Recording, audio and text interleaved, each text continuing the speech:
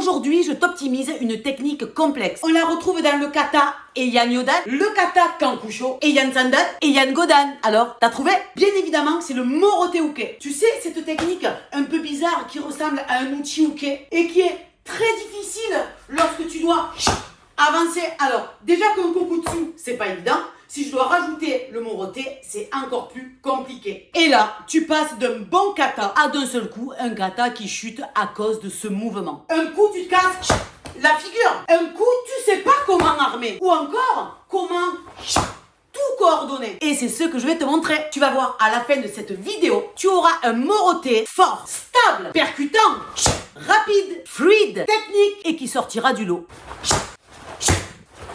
Mais avant de rentrer dans les détails, je t'invite à cliquer sur la petite touche de notification pour être au courant de toutes les vidéos qui sortent sur cette chaîne YouTube. Allez, on commence maintenant.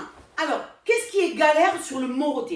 Le Morote est compliqué. Pourquoi? Parce qu'en fait, on est sans arrêt en opposition, tu comprends, entre la jambe et le bras. Contrairement à un Kokutsu Shuto qu'on a développé récemment sur la chaîne YouTube, d'ailleurs tu pourras aller voir les vidéos. Le Kokutsu simple, une fois que tu as compris la technique, c'est facile. Je t'invite à aller voir les vidéos, je ne vais encore pas le décortiquer à fond, sinon ça prend trop de temps.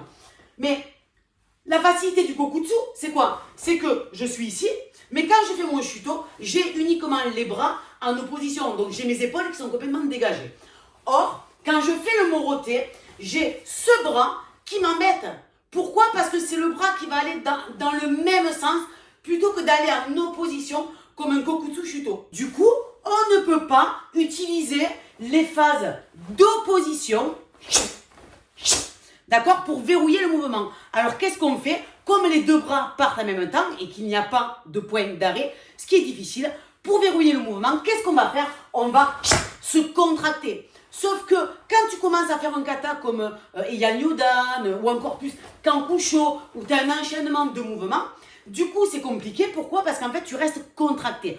Or, le kata, pour gagner en vitesse et en explosivité, il faut avoir de la vitesse de contracter, relâcher. Et c'est ce que je vais te montrer. Lors des vidéos précédentes, d'accord, je ne vais pas rentrer dans le détail, mais là, je te passe vite fait, si tu n'as pas eu l'occasion de voir ces autres vidéos, je t'avais bien précisé que lors du Kokutsu, ok, je vais en premier pousser très fort sur ma jambe arrière, boum, jusqu'à arriver à une phase intermédiaire. Et arrivé dans la phase intermédiaire, il va y avoir un déséquilibre avec une ouverture de genou qui va m'envoyer la hanche et le pied. Donc, tu comprends bien que si je m'arrête ici, que je fais phase 1, vlaou, je stoppe. Phase 2, déséquilibre, ouverture du genou, hanche, c'est beaucoup plus compliqué que par la suite de faire l'enchaînement automatisé. Pourquoi? Parce qu'on va se servir de cette prise d'élan là pour alléger cette phase intermédiaire, ouverture du genou. Et ça va me simplifier la vie. D'accord? Donc, je te le montre une fois, je vais pousser et ouvrir ce genou au dernier moment. Après vient ce fameux Morote, ok? Parce que c'est le but de cette vidéo. Alors, le Morote, on l'arme comment? Tu as des gens qui vont armer sur les côtés comme ça, tac, tac. Je peux te le montrer ici, ça fait ça, tac, tu vois? Vraiment, qui bascule sur le côté.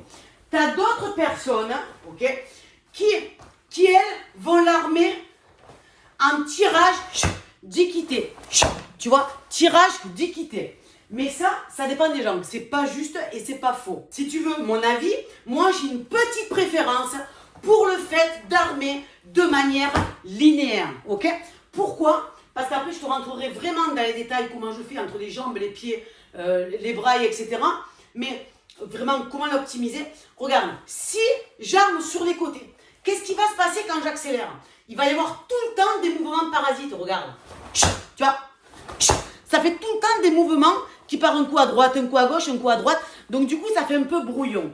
Que le fait d'armer vraiment ici, je reste plus près de l'axe de mon corps, d'accord? Pour pouvoir ensuite, boum, déployer. Et quand j'accélère, je me retrouve avec beaucoup moins de mouvements parasites que si je viens armer sur les côtés. Alors tu vas me dire, oui Jess, mais comment on fait pour le coordonner? Et c'est ça où c'est important, c'est exactement ce que je vais te montrer. Donc vraiment, sois attentif jusqu'à la fin de cette vidéo parce que je vais te donner tous les détails. Le Morote, ok, quand je suis ici, par exemple, je suis ici. Il y a cette première phase de phase intermédiaire au niveau du bas du corps. En même temps, il va y avoir un tirage à l'opposition. Tu vois, ici. C'est comme si je chopais quelqu'un et que je le tire. Mais tu as vu que mon corps va devant, l'équité va derrière. Tu vois, comme une prise d'élan. Et le fait d'avoir cette prise d'élan-là, ok, ça va me tirer toute cette zone ici au niveau des pectoraux qui va me servir par la suite de servir de rebond et de fermeture. Okay, au niveau de la posture de mes bras, je m'avance un peu que tu vois, en fait ça va donner exactement ça.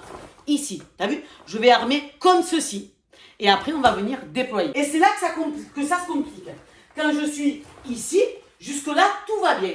Sauf que c'est après que je dois jongler entre mon fameux déséquilibre, d'accord, l'ouverture de genou au dernier moment, parce que si j'ouvre le genou ici, qu'est-ce qui va se passer?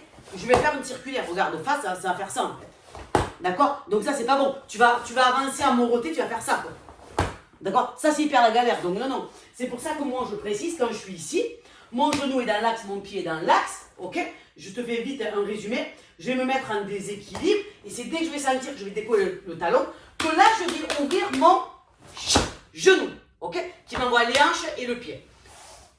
Quand je fais mon moroté, je suis ici. Ça veut dire quoi? Ça veut dire qu'en gros, je me mets en déséquilibre, et au moment où je vais ouvrir ce fameux genou de manière explosive, il va y avoir l'opposition du mouvement avec le travail de hanche en opposition. Tu vois, regarde, un bon exemple, tu prends un élastique, tu vois que tu accroches ici, au niveau que tu enroules au niveau du genou, et tu pars ici de ta phase intermédiaire, hop, tu peux l'enrouler un petit peu, ici, là, tu vois, et de là, tu vas t'amuser à tirer en opposition entre le genou, tu vois, mais c'est vraiment cette tension-là qui est hyper importante. Donc je te le remonte, ça fait déséquilibre, ouverture du genou avec le bras qui va venir partir en opposition pour tirer mon élastique. Pourquoi? Parce que sinon je vais me retrouver le genou complètement à l'intérieur et le bras ici. Donc j'aurai une posture vraiment pourrie. Je ne sais pas si tu as fait attention, mais à 2 reprises, quand je t'ai montré le mouvement, tu n'as pas vu que j'ai fait glisser mon pied vers l'avant. En gros, j'ai fait ça. Hop là, vers l'avant. Pourquoi? Parce que, je te le précise, mais c'était vraiment marqué dans les autres vidéos, je viens ancrer le pied dans le sol comme si je voulais écraser un moustique, tu sais, en mouvement inverse, de manière à solliciter l'ischio-jambier derrière. Parce que si je rentre le pied comme ça, je suis que sur le quadri.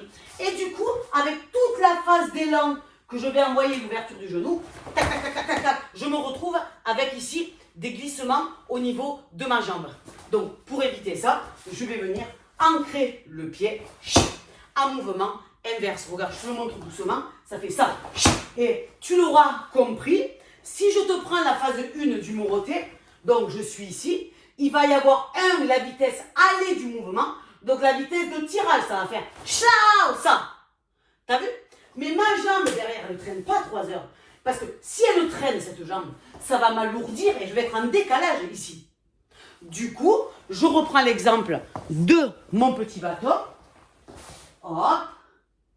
Et je lève la jambe à hauteur du bâton.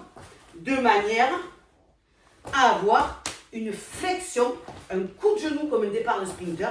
Et ensuite, je joue sur mon armé. Tu vois, si je te le montre de face, donc on est ici. Tac, tac, tac, tac, tac, tac. Je vais lever et je vais venir armé. Mais tu as vu que cette jambe, elle est fatalement linéaire. La jambe part d'un côté, le bras lui tire de l'autre. Mais je suis linéaire. Et c'est après qu'une fois que je suis ici, je mets mon corps en déséquilibre. Ouverture en opposition en tirant l'élastique. Du coup, on ne va pas penser uniquement à l'atterrissage.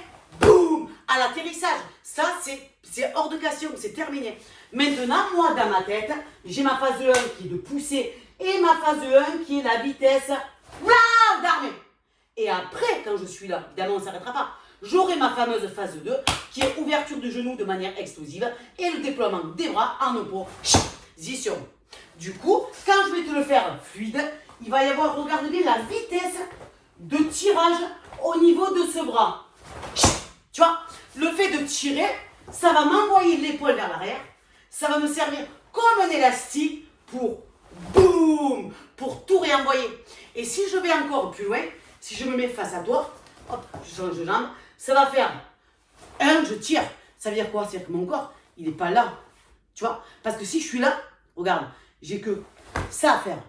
Maintenant, plus je tire et je garde le plus longtemps possible cette équité vers l'arrière, plus j'ai mon corps, limite, il est un peu en distorsion, tu vois, comme un ressort. Du coup, le fait d'aller en opposition, il va y avoir plus de champ au niveau de mes hanches et plus de champ au niveau de mes bras. Du coup, il va y avoir plus d'explosivité parce qu'il va y avoir l'effet boum du ressort. Je te conseille d'aller voir vraiment, je te le mets tout de suite derrière, cette vidéo complémentaire, d'accord, vraiment sur les kokutsu, sur le shuto, tu verras, et vraiment développe ça, point par point. Et de là, tu récupères cette vidéo et tu retravailles le moroté point par point. Et là, tu verras que tu verras une progression, ok? Mets-moi en commentaire ce que tu en penses, comment toi tu l'enseignes ou comment toi tu le pratiques, parce que c'est toujours intéressant. Et sinon, je te dis à très très bientôt pour une autre vidéo. Gros bisous, bye bye.